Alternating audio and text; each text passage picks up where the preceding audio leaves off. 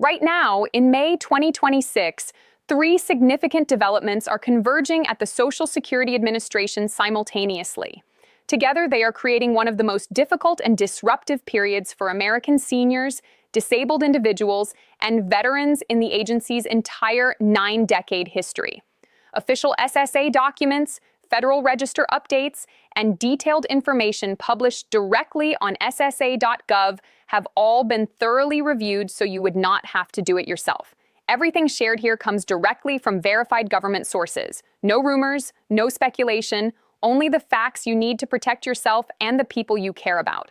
Before we get into the details, drop a comment below with your city and state. Tracking how these changes are affecting different communities across America is an ongoing effort, and your comment genuinely contributes to that. Now let us get into it. If you currently collect Social Security retirement benefits, supplemental security income, Social Security disability insurance, or VA benefits, or if you know someone who does, what is unfolding right now at the SSA deserves your complete and undivided attention. The first major change: the overpayment clawback policy has been drastically tightened. This is the development generating the most widespread fear and confusion among beneficiaries right now, and it deserves a careful and thorough explanation. In March 2024, under the previous administration, the SSA reduced the default overpayment withholding rate to just 10% of a beneficiary's monthly payment. That meant if the government determined it had paid you more than you were legally owed, whether through its own calculation error or a change in your circumstances, it could only recover that money by withholding 10 cents out of every dollar you received each month. For millions of Americans living on fixed and limited incomes, that recovery rate was manageable. It did not cause immediate financial devastation. Then, on March 7, 2025, the SSA announced it was reversing that policy entirely. The new default withholding rate jumped all the way back to 100%. That meant the agency could withhold your entire monthly benefit payment until the full overpayment amount was completely recovered. Your entire check gone, even when the error was not your fault and you had done absolutely nothing wrong. The SSA's own acting commissioner stated the change was about being responsible stewards of the trust funds. The agency estimated the move would recover approximately $7 billion over the following decade. But the public reaction was immediate and intense. Advocacy organizations, elected officials, and legal experts across the country described the policy as devastating and cruel to vulnerable populations. After enormous and sustained public pressure, the SSA adjusted the rate once more. As of April 25, 2025, the default overpayment withholding rate for Title II benefits, which include retirement, survivors, and disability insurance, was set at 50%. That is precisely where it stands today in May 2026. If you receive an overpayment notice and do not take any action within 90 days, the SSA will automatically begin withholding half of your monthly benefit until the complete amount has been recovered. Half your check gone automatically with no additional warning whatsoever. Here is the part that should genuinely concern every person reading this.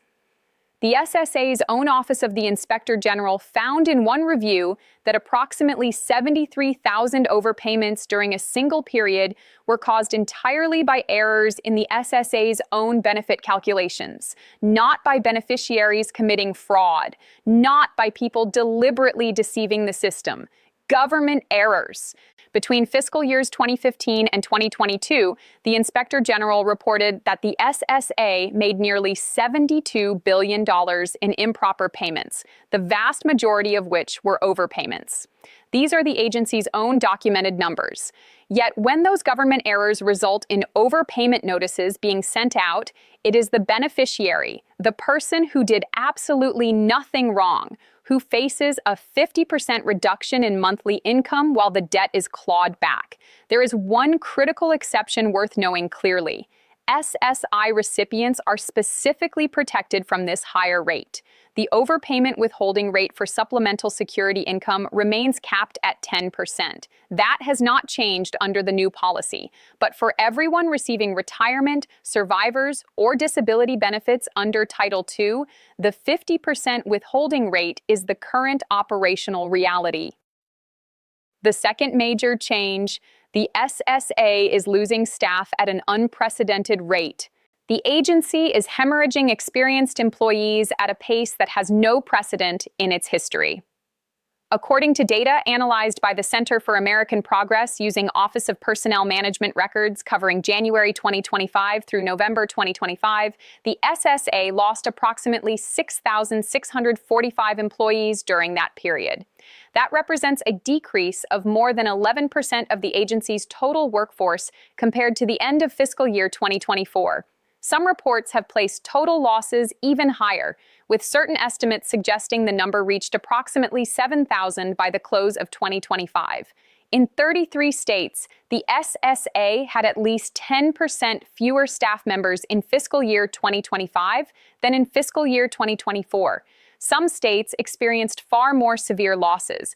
Wyoming lost 19% of its Social Security workforce. Missouri and Wisconsin each saw their SSA staff shrink by roughly 14%. The impact on customer service has been severe and measurable.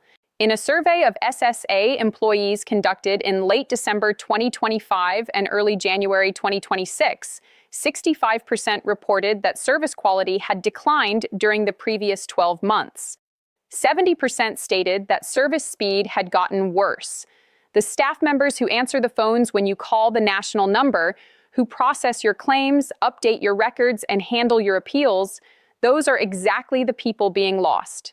Fewer staff means longer wait times. Longer wait times mean more processing delays. More processing delays create more errors, and more errors lead directly to more overpayment notices and more clawbacks. It is a damaging and self-reinforcing cycle, and beneficiaries are the ones caught squarely in the middle of it.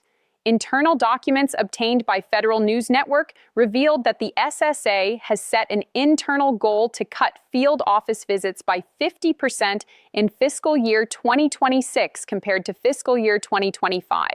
That represents a reduction of more than 15 million in-person service visits. The agency is not expanding digital services sufficiently to compensate for this reduction. It is simply planning for fewer people being served overall. On March 7, 2026, the SSA rolled out two new nationwide administrative systems, the National Appointment Scheduling Calendar and the National Workload Management System. These systems replaced locally managed office scheduling by centralizing the entire process at the national level.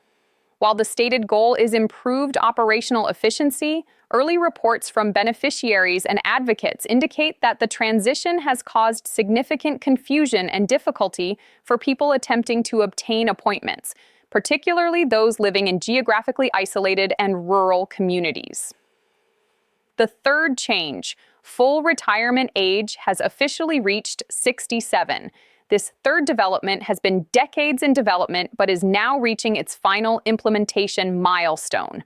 Starting in 2026, the full retirement age officially reaches 67 for everyone born in 1960 or later. This is the completion of a gradual adjustment that Congress set in motion back in 1983.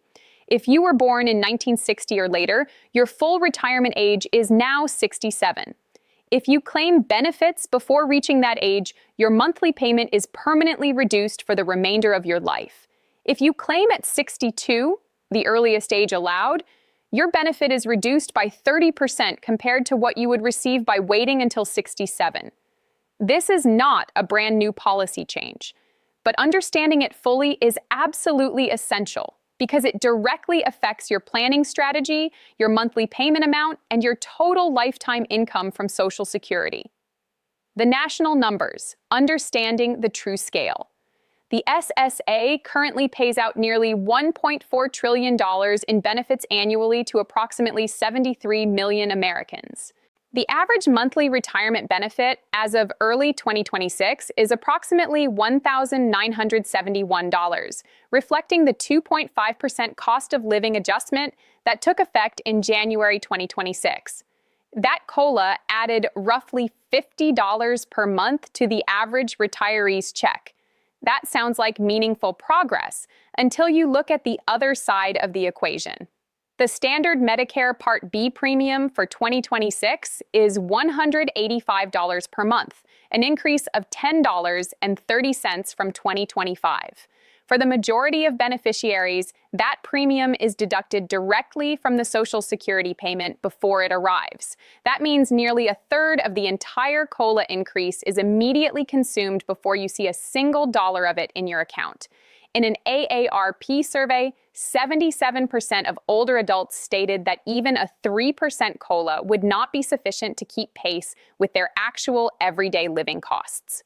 The 2026 COLA landed at 2.5%. The state-by-state impact, communities being hit hardest. The consequences of these changes are not falling uniformly across the country. Some communities are being hit far harder than others. Georgia has experienced the highest number of SSA office closures of any state in the nation. 5 field offices have been permanently closed in Brunswick, Columbus, Gainesville, Thomasville, and Vidalia. A senior senator representing Georgia warned that seniors in rural areas who cannot drive long distances, who have disabilities, or who lack reliable internet access are being effectively cut off from their benefits entirely. New York saw the White Plains SSA hearing office close, requiring some residents to travel up to 135 miles to reach the nearest alternative location. The state attorney general formally wrote to the SSA demanding the closure be reconsidered. A Republican representative described it as an insult to his constituents who depend on those services. Florida, a state with one of the highest concentrations of retirees in the entire nation, has seen the Fort Walton Beach SSA office limited to phone-only service with no in-person appointments available to the public. Reducing a field office to phone-only operations creates a substantial barrier for an older population that may not be comfortable navigating complex automated phone systems or digital platforms. Alaska has seen beneficiaries in geographically isolated areas report significant difficulty obtaining timely appointments through the new centralized national scheduling system, a system that appears to have been designed primarily with the contiguous 48 states in mind. Texas, which has one of the fastest-growing senior populations in the country, is seeing residents calling the national 800 number experience extended hold times as the reduced workforce struggles to keep pace with call volume that has not diminished. Some genuinely positive news for certain states. West Virginia completed its full phase-out of state income tax on Social Security benefits beginning in 2026. As of this year, Social Security income is 100% exempt on West Virginia's state tax returns, regardless of income level. Minnesota offers a full state tax exemption on Social Security for individuals with an adjusted gross income up to approximately $84,000 and for married couples filing jointly up to approximately $108,000. Colorado also provides meaningful exemptions for certain age and income groups. And if you live in one of the 41 states that currently impose no state income tax on Social Security benefits at all, you are in a comparatively stronger financial position than many of your fellow Americans. Additional numbers. Every beneficiary needs to know. If you are under full retirement age and still working while simultaneously collecting Social Security, the SSA applies what is known as the earnings test. In 2026, the agency withholds $1 in benefits for every $2 you earn above $22,320 per year. To make that concrete, if you earned $40,000 from a part-time job, your benefits would be reduced by approximately $8,840 for that year. Once you reach full retirement age, the earnings test disappears entirely, and your benefits are recalculated upward to account for previous withholding. But until that milestone, accurate and timely reporting of your earnings is absolutely essential. For SSDI recipients, the substantial gainful activity threshold in 2026 is $1,550 per month, a $70 increase from 2025 levels. If you earn above that amount on a sustained and consistent basis, you risk losing your disability benefits entirely. The average SSDI payment in 2026 falls in the mid-$1,600 range per month. Many disability recipients have no other source of income whatsoever. A 50% overpayment clawback applied to a payment of that size could mean the difference between maintaining housing and losing it. For veterans who also receive Social Security benefits, whether retirement, SSDI, or SSI, any changes in VA compensation can create immediate reporting requirements with the SSA. If your combined income shifts and you do not report it promptly, even accidentally, you could trigger an overpayment determination that leads to benefit withholding. If you receive both VA and SSA benefits, ensure your income information is current and accurate on both agency portals at all times without exception. Exactly how the overpayment and clawback process works, step by step. Let me walk through this precisely so you are not caught off guard if it happens to you. First, the SSA determines, sometimes years after the original payments were issued, that you received more than you were legally owed. They then send you a formal overpayment notice by mail. From the date printed on that notice, you have 90 days to take action of some kind. You have 3 distinct options available to you. Option 1, file a reconsideration, meaning you are formally disputing the SSA's determination that you were overpaid in the first place. Option 2, request a reduced withholding rate if the 50% rate would cause you severe financial hardship, and you can document that hardship in writing. Option 3, apply for a complete waiver of the entire debt using SSA Form SSA-632-BK, which is available directly on ssa.gov. To qualify for a waiver, you generally need to demonstrate 2 things: that the overpayment was not your fault and that requiring repayment would deprive you of money needed for ordinary and necessary living expenses, food, housing, utilities, and medical care. If you do nothing, if you allow that notice to sit unopened, if you miss the 90-day response window, the SSA will automatically begin withholding 50% of your monthly benefit with no additional warning and no extension of time. No second notice, no phone call, half your check simply disappears until the entire balance is recovered. What you need to do right now: 6 specific actions. First, log into your My Social Security account at ssa.gov immediately.